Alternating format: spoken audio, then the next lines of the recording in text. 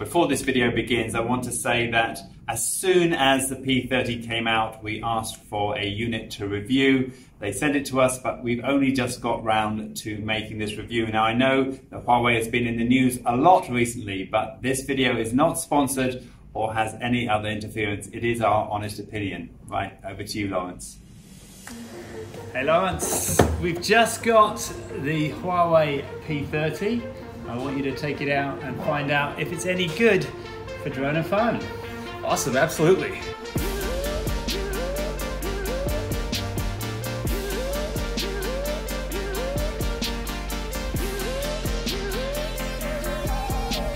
This phone can shoot in 7 different resolutions, including 4K.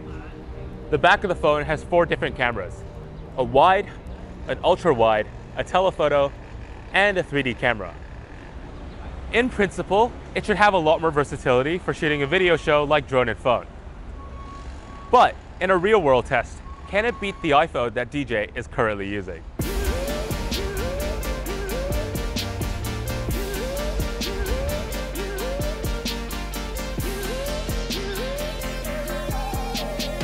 The ultra-wide-angle camera is great for these sort of large scenic shots, capturing a large amount of the foreground and background. The wide-angle camera is pretty standard.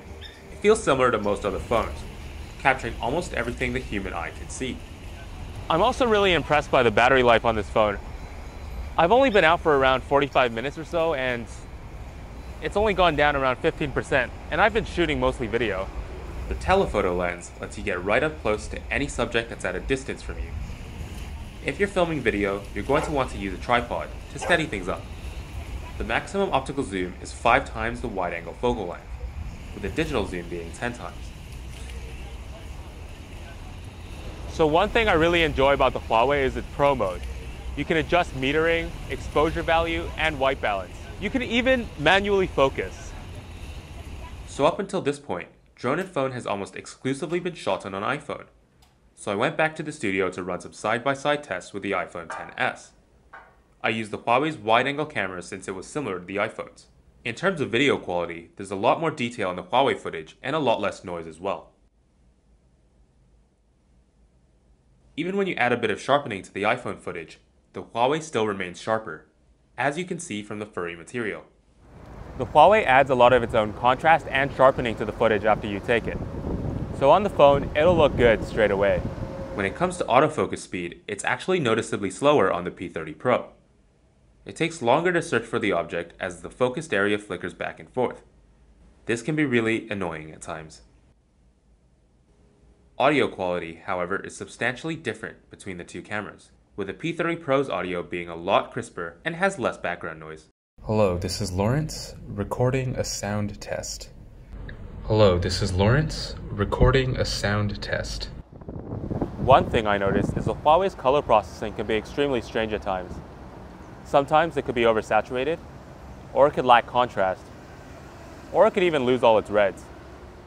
It's worth mentioning, Oppo claims to have a very similar set of camera features in their latest phone, the Reno, which I have not tested though. And of course, we await news from Apple in September for their latest offering.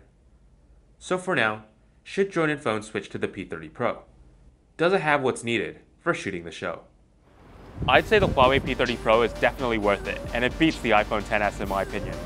It produces great quality footage, and it has so much versatility with its multiple cameras. Though it does have its technical issues, they're not that detrimental. I'm Lawrence Guh, and this is Drone and Phone.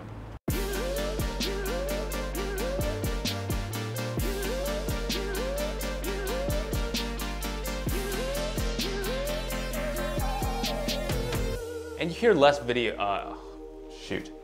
We're gonna take some vote. Studio. We're out here at Tin Wan to do a camera